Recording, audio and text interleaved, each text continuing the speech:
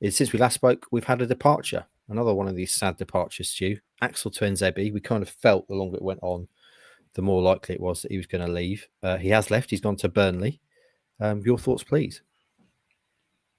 Disappointed with this one. It sort of explains why Cameron Burgess happened and how there was no one to blame on that for all parties.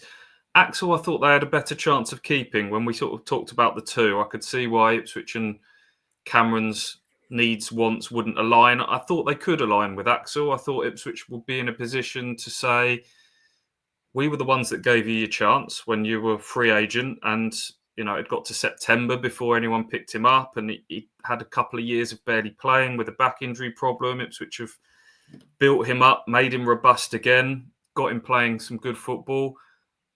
Absolutely, I think he proved that he was a Premier League player in terms of his athleticism last season.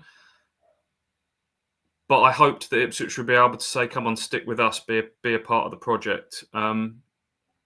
Burnley on a 1-year deal is interesting. I understand why he wants to go back to the Prem and stay in that shop window, if you like, or be playing against the best, having been there earlier in his career and maybe felt like he's a few years of a short career have slipped by because of injuries.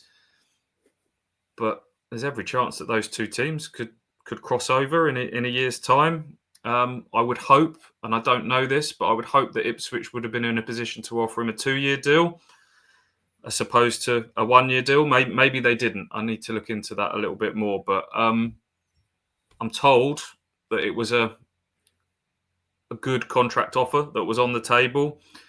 Geography plays a big part in this. I sometimes think we underestimate that. Yeah. As we all have lives and roots in different places, and Axel's roots are up in Manchester. So, I'm sure that played a big part in it, wanting to get back up there. But a bit disappointed that Axel's not stayed, because when fit, he was one of Ipswich's best players last season. I think he actually made reference in the signing thing to it being able to go back up north being a bit of a pull for him. AJ, what's your take on this? And I guess the next question is, which we've discussed already, but now he's gone, do they need to replace him? Disappointed, naturally, of course.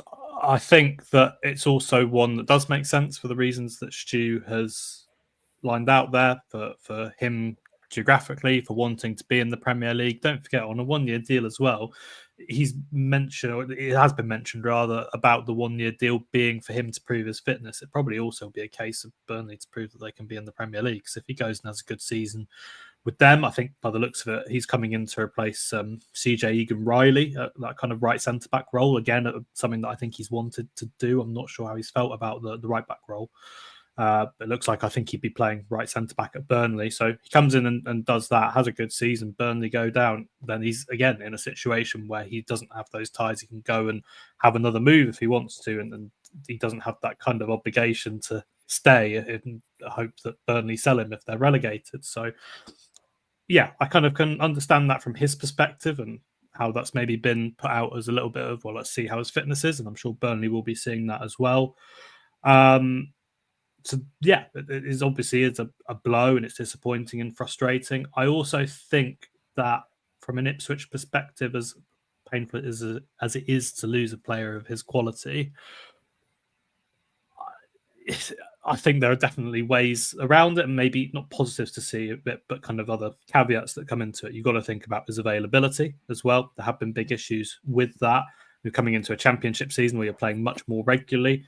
And if he's going to be a key player, not having him available for portions of the season will hurt. Don't forget AFCON.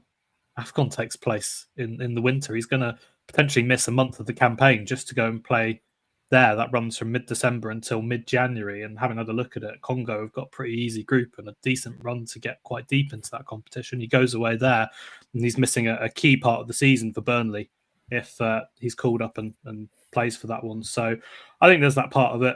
And as well, as we'll kind of come on to, I think Ipswich are in a good position with their right-sided defensive options as well. So, I can understand why he's moved on. I am disappointed, but life goes on. And I think Ipswich will be all right.